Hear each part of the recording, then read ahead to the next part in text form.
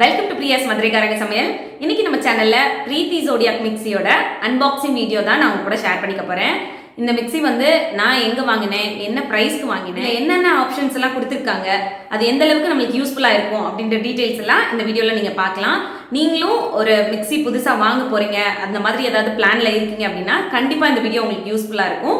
வாங்க வீடியோக்குள்ள போகலாம். வீடியோக்குள்ள போறதுக்கு முன்னாடி நீங்க நம்ம சேனலை சப்ஸ்கிரைப் பண்ணலன்னா மறக்காம சப்ஸ்கிரைப் பண்ணிக்கோங்க. நம்ம வீட்டில் பார்த்தீங்கன்னா நியூ இயர் அப்போ ஏதாவது புது பொருள் வாங்குறது வந்து வழக்கம். அந்த மாதிரி தான் இந்த வருஷம் வந்து இந்த பிரீத்தி ஜோடியாக் மிக்சர் கிரைண்டர் வந்து வாங்கியிருக்கேன். இதுக்கு முன்னாடி வந்து பிரீத்தியில் லாவெண்டர் வந்து யூஸ் பண்ணிட்டு இருந்தேன். ஸோ அந்த மிக்சர் கிரைண்டரை விட இன்னும் கொஞ்சம் ஆப்ஷன்ஸ் ஜாஸ்தியாக இருக்க மாதிரியான மிக்சி இருந்தால் நல்லா இருக்கும் அப்படின்னு தோணுச்சு.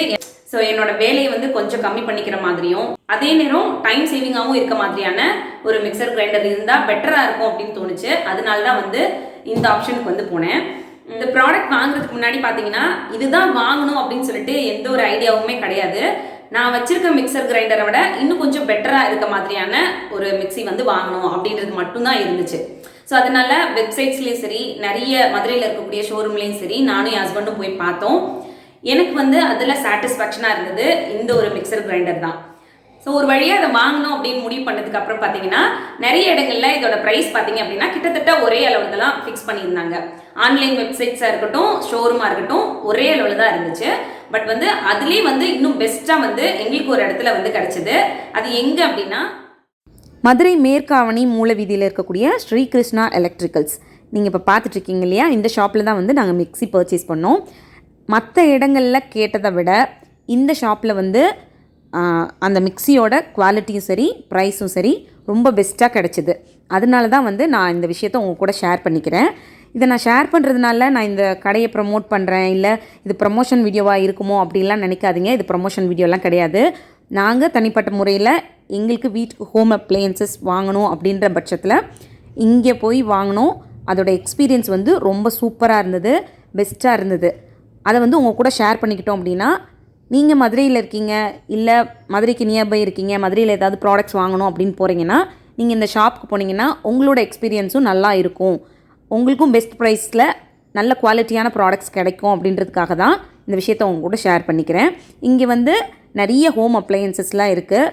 ஒருவேளை நீங்கள் எதிர்பார்க்குற அந்த ப்ராடக்ட் ஏதாவது ஸ்டாக் அங்கே இல்லை அப்படின்னா நீங்கள் இந்த ஷாப்போட ஓனர்கிட்ட சொன்னீங்கன்னா அவரே வந்து உங்களுக்கு பர்ச்சேஸ் பண்ணி கொடுப்பாரு. உங்களுக்குமே ஒரு குவாலிட்டியான பொருளை வந்து நல்ல ஒரு பெஸ்ட்டான ப்ரைஸில் வாங்கணும் அப்படின்ற சாட்டிஸ்ஃபேக்ஷன் இருக்கும். இந்த கடையோட அட்ரஸ் அண்ட் காண்டாக்ட் நம்பர் வந்து நான் டிஸ்கிரிப்ஷன் பாக்ஸில் கொடுக்குறேன். விருப்பப்படுறவங்க டிஸ்கிரிப்ஷன் பாக்ஸில் செக் பண்ணி பார்த்துக்கலாம். நான் வந்து இந்த பிரீத்தி ஜோடியாக் மிக்சியை 8500 இந்த ஷாப்பில் பர்ச்சேஸ் பண்ணேன். ஸோ இப்போ வந்து மிக்சியை அன்பாக்ஸ் பண்ணி பார்த்துடலாம்.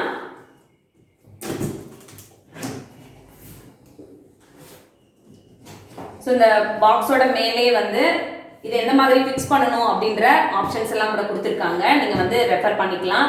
அதே மாதிரி உள்ளேயும் கேட்லாக் வந்து கொடுத்துருப்பாங்க. அதுலேயுமே வந்து நீங்கள் இந்த மிக்சர் கிரைண்டரை எப்படி யூஸ் பண்ணுறது அப்படின்னு சொல்லி நீங்கள் ரெஃபர் பண்ணிக்கலாம்.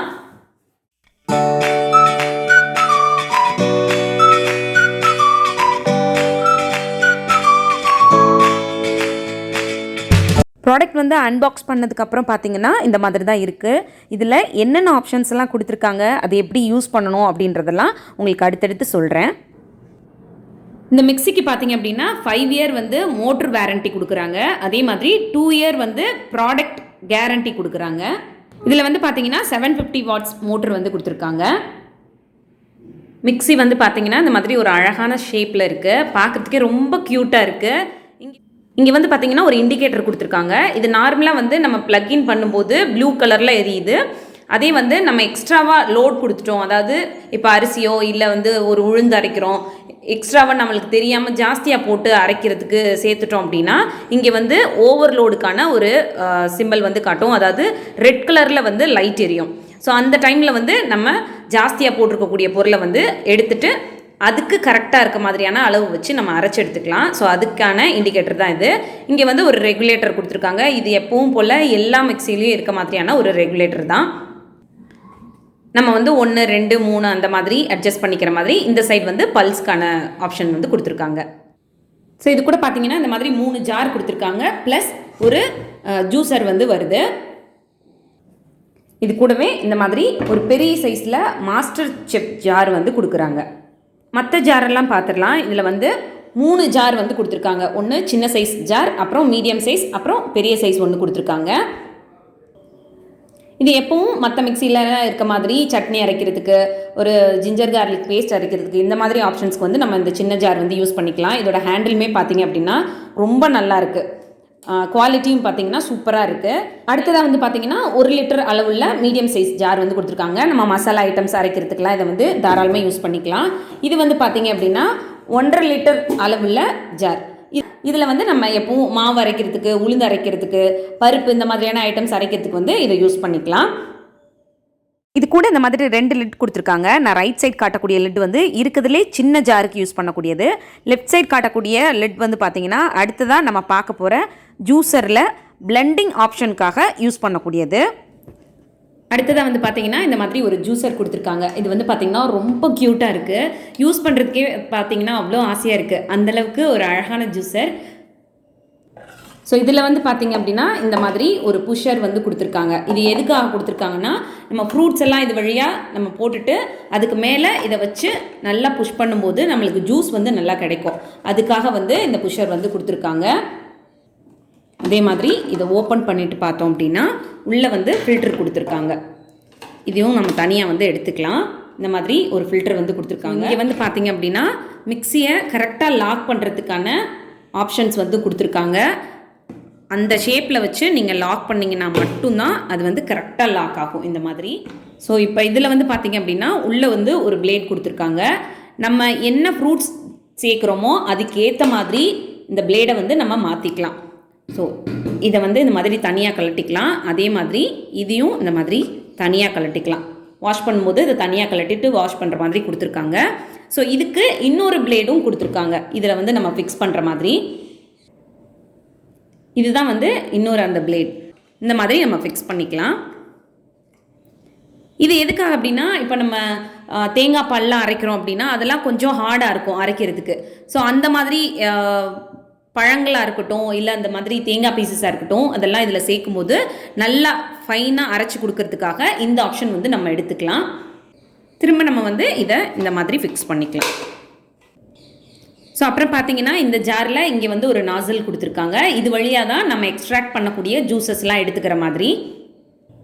உங்களுக்கு அரைக்கிற போது லாக் பண்ணிக்கிறதுக்காக இந்த மாதிரி ஒரு ஆப்ஷன் வந்து கொடுத்துருக்காங்க. ஸோ நம்ம இதை வந்து இந்த மாதிரி வச்சுட்டு இப்படி ஒரு அழுத்தினோன்னா இது வந்து நல்லா லாக் ஆகிக்கும். நம்ம அரைச்சதுக்கப்புறம் ஜூஸை வந்து எடுத்துக்கலாம். அப்புறம் இதில் நம்ம ஃபிக்ஸ் பண்ணுற மாதிரி ஒரு ஸ்பவுட் வந்து கொடுத்துருக்காங்க.